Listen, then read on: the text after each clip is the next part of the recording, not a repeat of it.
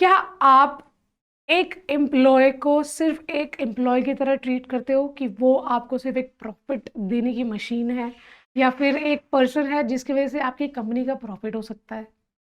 शायद अगर आपके दिमाग में ये सारी चीज़ें चल रही होंगी, then you won't be able to give a proper feedback और प्रॉपर वे कि आप एक अप्रेजल का पर्टिकुलर रिपोर्ट उसके लिए बना पाओ।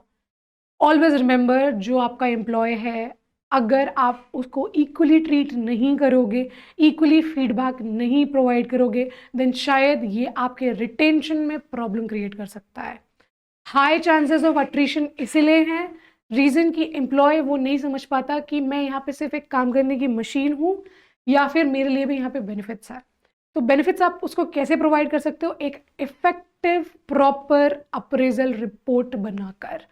वो रिपोर्ट हम कैसे जनरेट करने वाले हैं, आज मैं आपको कुछ फ्यू पॉइंटर्स बताऊंगी।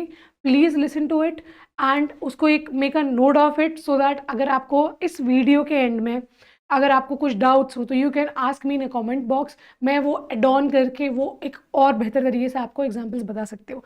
But this is the basic way how you can even retain your employees in your organisation. तो पहला चीज़ हमेशा याद रखना, फर्स्ट चीज़ होगी हमारी कि review the employees job description.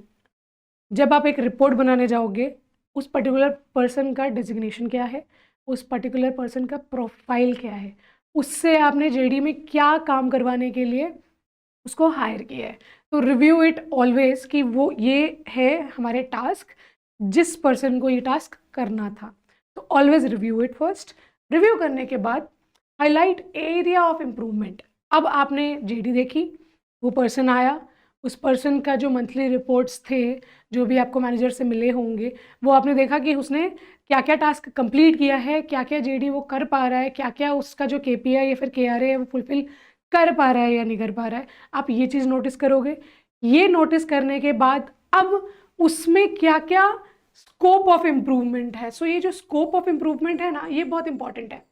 मेरी एक वीडियो है अप्रेजल मीटिंग कैसे कंडक्ट करते हैं उस बेसिस पे। तो उस वीडियो में अगर आप जाके देखोगे तो उसमें मैंने बहुत अच्छे से मेंशन किया है, किसी भी एम्प्लॉय को ये मत बोलो कि that you are going wrong over here. ये सुनने में शायद बहुत अजीब लगेगा। इसको अगर आप एचआर पॉइंट ऑफ व्यू से बोलोगे, there are scope of improvement in you, तो ये चीज़ एक पॉजिटिव वे में जाएगी। तो ऑलवेज रिमेंबर कि आपको वहाँ पे स्कोप ऑफ इम्प्रूवमेंट एरियाज लिखने हैं, ठीक है। मेंशन ज़रूर करना, क्योंकि किसी भी अप्रेजल मीटिंग में भले आप उसको प्रमोशन दे रहे हो, भले आप उसको हाइक दे रहे हो, लेकिन वो पर्सन अगर इस पर्टिकुलर प्रोफाइल के लिए परफेक्ट है, तो जो प्रमोशन होने वाला है उस प्रोफाइल में अगर वो फुलफिल नहीं कर पाया तो, इसलिए एरिया ऑफ इम्प्रूवमेंट बताना बहुत ज़रूरी है और हमेशा मेंशन करना, क्योंकि नोबडी इज़ परफेक्ट। हम रोज़ ना कोई टेक्नोलॉजी सीख ही रहे हैं, कोई ना कोई ईजीएस्ट वे ऑफ वर्किंग सीख ही रहे हैं। जैसे कि हमारा टाइम जो है, जिस चीज़ में ज़्यादा कंज्यूम हो रहा है तो वो थोड़ा कम कंज्यूम हो। हम एवरीडे अपने आप को अपग्रेड करने की कोशिश कर रहे हैं, अपने ऑर्गेनाइजेशन के टूल्स को, एप्लीकेशन को अपग्रेड करने की कोशिश कर रहे हैं। तो कोई भी परफेक्ट नहीं है। तो you have to always mention that particular thing, no matter कि वो कौन से पोजीशन पे या डेजिग्नेशन पर है। In every designation there still things needs to be improved. Compare strength and weaknesses. तो जो उस पर्सन ने इंटरव्यू के टाइम पे जो स्ट्रेंथ और वीकनेस बताई थी, क्या वो आज भी वैसा ही है, या फिर उसने बहुत चेंज होकर चीज़ें बताई है, या फिर वो कर रहा है। सो ऑलवेज रिमेंबर कि वो जो स्ट्रेंथ और वीकनेस उसने बताई है वो क्या फुलफिल कर पा रहा है।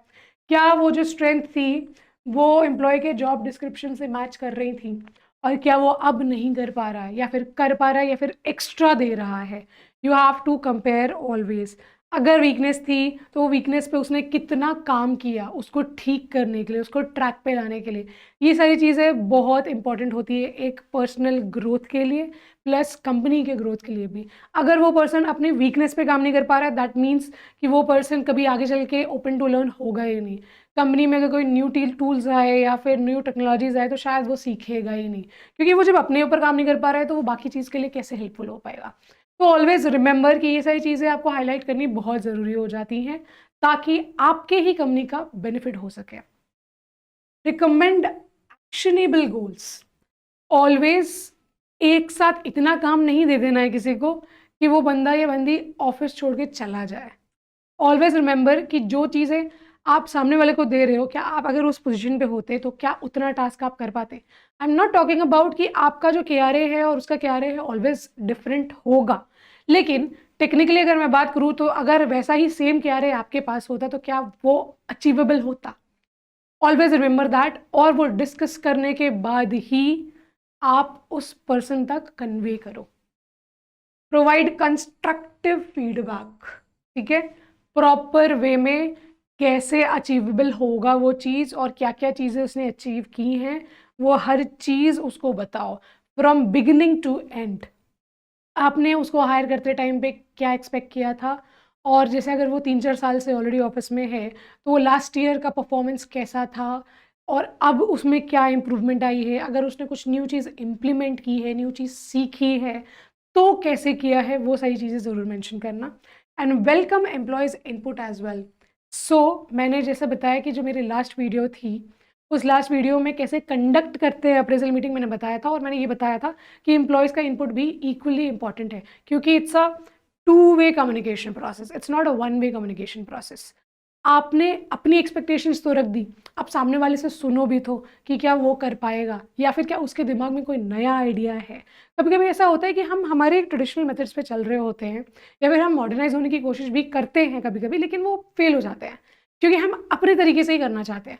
समटाइम्स व्हाट हैपन कि एम्प्लॉयज़ के पास ज़्यादा बेटर आइडिया होता है, ज़्यादा बेटर टेक्निक होती है, तो ऑलवेज लिसन टू देम और उनसे पूछो कि भाई तुम बताओ, this is my thing, are you able to do it, और अगर आप कर पाओगे तो कब तक कर पाओगे, एक टाइम फ्रेम लो, एक प्रॉपर लॉजिकल चीज़ें लो कि ये कब तक अचीवेबल है। This is how you can make a meaningful appraisal report for any of the individual. And for more videos like that, keep following these two. Thank you.